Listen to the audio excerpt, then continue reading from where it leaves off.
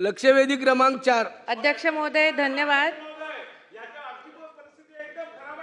अध्यक्ष महोदय 2009 मध्ये वसई विरार महानगरपालिकेची स्थापना झाली। अध्यक्ष महोदय गेल्या 16 वर्षांमध्ये जवळपास 2300 इमारतींना सीसी देण्यात आलेली आहे। अध्यक्ष महोदय आणि या सीसी मिळालेल्या इमारतींना अजूनपर्यंत 90% इमारतींना ओसी मिळालेली नाही। अध्यक्ष महोदय आणि त्यामुळे या इमारतींना पाणीही उपलब्ध होत नाही। अध्यक्ष महोदय एवढ्या मोठ्या प्रमाणावर विकासकांनी ओसी न घेण्याचे कारण स्पष्ट आहे। मंजुरीपेक्षा जास्त बांधकाम केले असल्यानेच हे विकासक ओसी साठी अर्ज करत नाहीयेत। त्यामुळे मंजूर नसलेल्या वाढीव बांधकामामध्ये राहणाऱ्या सदनिका धारकांची सुद्धा खूप मोठ्या प्रमाणात फसवणूक झालेली आहे। अध्यक्ष महोदय हा सर्व प्रकार वसई विरार महानगरपालिकेचे तत्कालीन आयुक्त, नगर रचना विभागाचे अधिकारी आणि विकासक यांच्या संगनमताने झालेले आहे। अध्यक्ष महोदय आणि यांच्या या भ्रष्ट कारभारामुळे सामान्य जनता यामध्ये भरडली जाते। अध्यक्ष महोदय या लक्षवेधी यापूर्वी सुद्धा यावर लक्षवेधी मांडण्यात आली होती आणि त्यावेळेला शासनाने उत्तर दिलं होतं की ओसी न घेणाऱ्या विकासकांच्या इतर मालमत्तेवर बोजा लावून त्यांचा नवीन प्रकल्प मंजूर करणार नाही असं शासनाने उत्तर दिलं होतं। तसंच या विकासकांची काळी यादी प्रसिद्ध केली जाईल आणि ती सर्व महानगरपालिकांना पाठवली जाईल असे निर्देश तालिका अध्यक्षांनी दिले होते।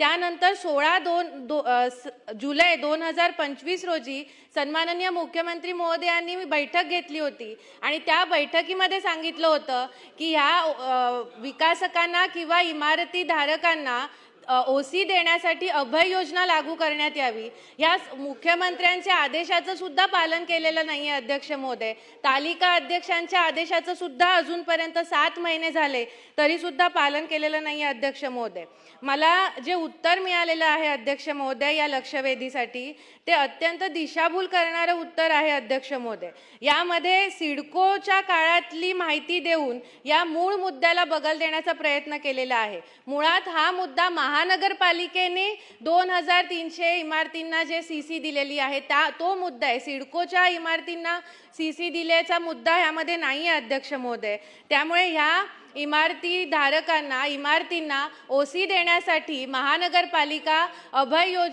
शासन अभय योजना लागू करणार का, तो GR कधीपर्यंत काढणार हा माझा स्पेसिफिक प्रश्न आहे। अध्यक्ष महोदय तसंच हा सगळा भ्रष्ट कारभार करणाऱ्या अधिकाऱ्यांविरोधी शासन काय कारवाई करणार, त्यासाठी SIT लावणार का? कारण अध्यक्ष महोदय हा खूप मोठा घोटाळा आहे CCOCचा।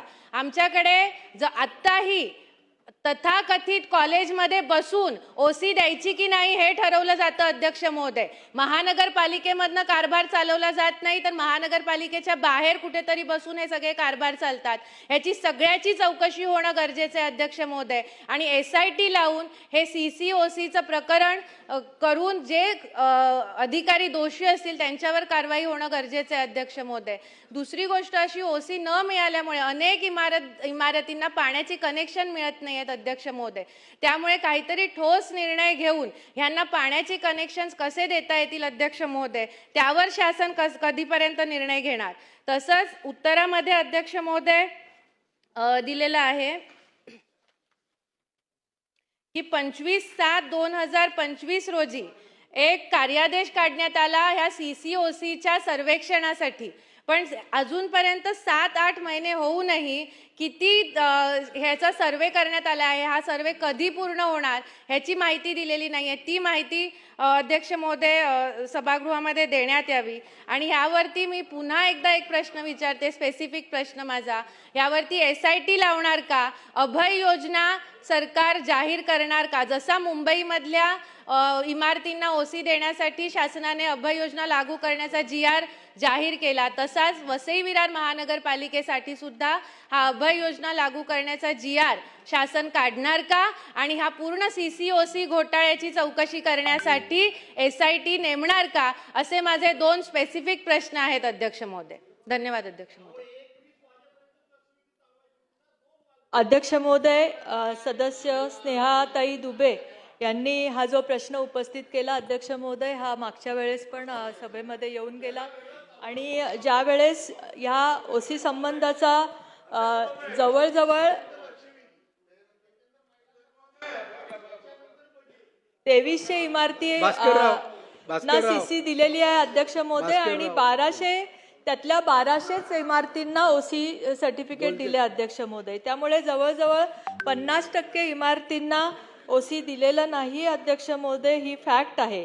त्यासंबंधी ज्या वेळेस माननीय मुख्यमंत्री यांच्या अध्यक्षतेखाली 16/7 रोजी बैठक पण संपन्न झाली होती अध्यक्ष महोदय, आणि मुख्यमंत्री साहेबांनी स्वतः आदेश दिले होते की ह्या सगळ्या बाबी ज्या आहेत ज्यांना ओसी दिलेली नाही आहेत त्या तपासून घ्यावा, त्यांचा एक सर्वे करावा आणि त्यानुसार दंडाची कारवाई करून त्याचा दंड भरून घेऊन या इमारतींना ओसी द्यावी अध्यक्ष महोदय. पण अजूनही म्हणजे मी आपल्याच माध्यमातून सांगू इच्छिते की अजूनही वसई महानगरपालिकेने ह्याच्यामध्ये काही ठोस पावलं उचलली नाही आहेत. त्यांनी जी काही स्वाती इंडस्ट्रीजला हे दिलं होतं काम, त्यांच्याकडनं पण ह्याचा सर्वे अजून झालेला नाही अध्यक्ष महोदय. मी आपल्या माध्यमातून सांगू इच्छिते की ज्या इमारतींच्या ओसीसाठी महानगरपालिकेने स्वतः कारवाई करणं सुरू करावं.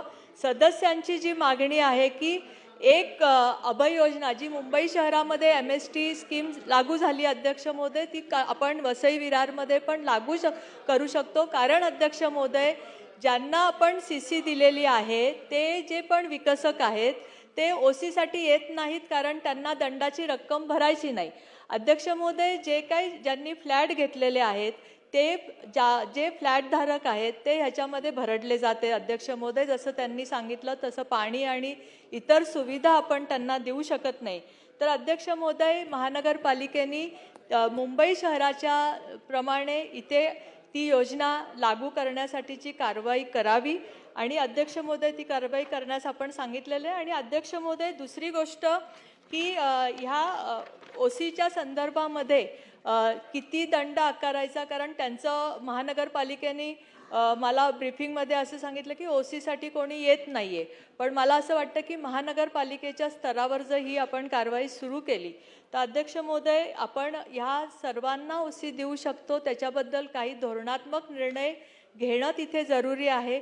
आपली जी ओसी देण्याच्या पॉलिसीमध्ये म्हणजे आता त्यांना आपण निर्देश दिले होते की जे पण विकसक आहेत त्यांना तो दंड जो लावलेला आहे तो त्यांच्याकडनं त्यांच्या दुसऱ्या मालमत्तेच्या आधारे त्याच्यावर बोजा चढवून तो वसूल करावा. पण तोही अद्यापपर्यंत त्याच्या संबंधीची पण काही कारवाई महानगरपालिकेने केलेली नाही. हा अतिशय गंभीर प्रश्न आहे अध्यक्ष महोदय.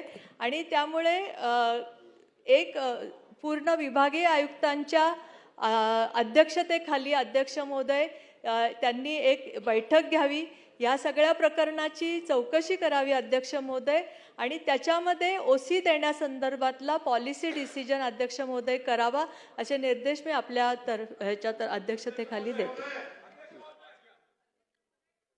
अध्यक्ष महोदय, धन्यवाद. मी सन्माननीय मंत्री महोदयांचे आभार मानते की त्यांनी विभागीय आयुक्तांना आदेश दिलेले आहेत की त्यांनी मीटिंग घ्यावी आणि त्यामध्ये धोरणात्मक निर्णय घ्यावा. अध्यक्ष महोदय, मला एक मुद्दा याच्यामध्ये नमूद करायचा आहे की इमारतीचे बांधकाम सुरू असतानाच प्रत्येक टप्प्यावर महानगरपालिकेच्या अभियंत्याने तपासणी करण्याची तरतूद CC मध्येच असताना त्यांनी ही तपासणी वेळोवेळी केली आहे का, ह्याची शासन चौकशी करणार आहे का? कारण की ही तपासणी जर वेळोवेळी केली असती तर या वाढीव बांधकामाची परिस्थिती आता उद्भवलीच नसती. त्यामुळे अशा अधिकाऱ्यांवरती ज्यांनी ही वेळोवेळी तपासणी केली नाही आणि त्यामुळे हे सगळे प्रश्न उपस्थित झालेले आहेत, अशा अधिकाऱ्यांची चौकशी होऊन त्यांच्यावरती शासन काय कारवाई करणार, कधीपर्यंत कारवाई करणार, हे उत्तर अध्यक्ष महोदय द्यावं. तसंच मला अभय योजना लागू करण्यासाठी धोरणात्मक निर्णय हा शासनाने घ्यायचा आहे अध्यक्ष महोदय.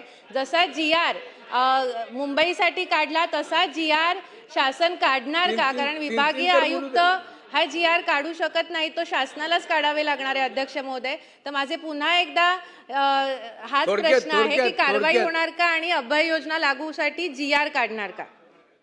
अध्यक्ष महोदय, म्हणूनच मी सांगितलं की विभागीय आयुक्तांनी एकदा या सर्व OC संदर्भातली चौकशी करावी आणि त्यांनी त्याचा अहवाल लवकरात लवकर सादर करावा आणि अभय योजना लागू करण्यास ह्याच्यामध्ये काहीही अडचण नाही.